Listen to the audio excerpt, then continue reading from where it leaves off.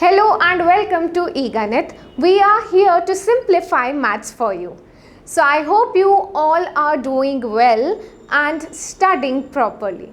So in here we will be solving a question of class 10th chapter number 8, that is Introduction to Trigonometry, and we are going to solve a question of exercise 8.2, that is question 1, and we are going to solve its fourth subpart. So let's get started.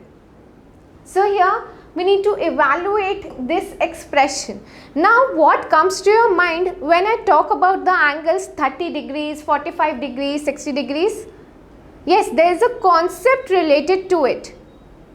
Yes, I am talking about the trigonometric ratios of specific angles, right? So what we need to do is, yes, we need to find the values and substitute over here, and once we have the values, we are going to simplify it, right? So let's get started. So here we have this table. Now how to remember this table, right? Let me share you the trick. So we have angle 0 degrees, 30 degrees, 45 degrees, 60 degrees and 90 degrees. Okay, and suppose we are interested to find the value of sine theta for all of these angles, right? So what you need to do is, you need to write numbers from 0 to 4. Now you need to divide by 4 and lastly take the root. So what do you get? Yes, you get 0.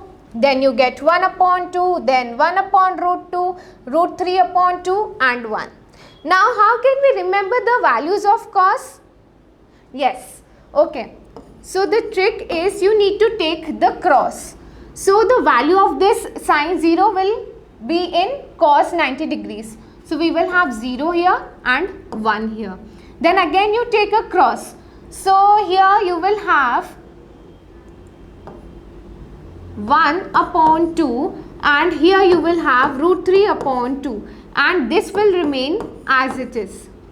Why so? As we know that sine 90 minus theta is equals to cos theta, and then you know how can we find tan, cot, sec and cosec. It is very easy, right? So now I hope you will be able to draw this table, right? So now let us quickly find the values and substitute it. So we have sine 30 degrees as 1 upon 2, tan 45 as 1, cosec 60 as 2 upon root 3, sec 30 as 2 upon root 3, cos 60 as 1 upon 2 and cot 45 as 1. Now that we have the values, let us substitute. Now we are done with this table, we don't need it anymore, right? So let's get rid of it. Now we need to simplify this. Can you tell me how can we simplify this? Yes, you are right, we need to take the LCM in the numerator and in the denominator as well, and it will be 2 root 3. Now on solving this, we are going to have 3 root 3 minus 4 upon 3 root 3 plus 4. Okay, I am not going into details of the steps here, right? I hope you already know how can we simplify it, right? Some of you might stop at this stage thinking that we have arrived at our answer, but it is not true. We need to simplify it further. Why? As we have this root term in the denominator, and how can we get rid of this root term? Yes, we need to rationalize the denominator, and how can that be done? Yes, we need to multiply and divide by the conjugate. Right now we have 3 root 3 plus 4. Its conjugate will be 3 root 3 minus 4. So on multiplying,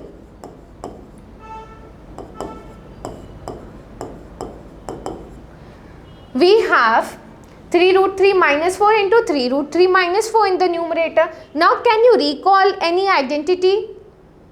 Yes, of class 8 chapter number 9. So here 3 root 3 minus 4 into 3 root 3 minus 4 can be written as a minus b the whole square, right? Here a is 3 root 3 and b is 4, and we know that a minus b the whole square gives us a square minus 2ab plus b square.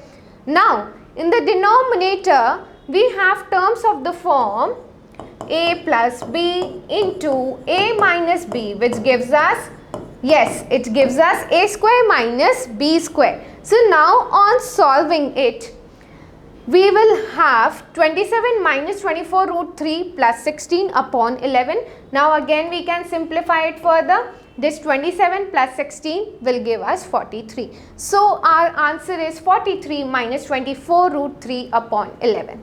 So I hope we have simplified this for you. So thank you so much for watching. I'll be back with few more videos.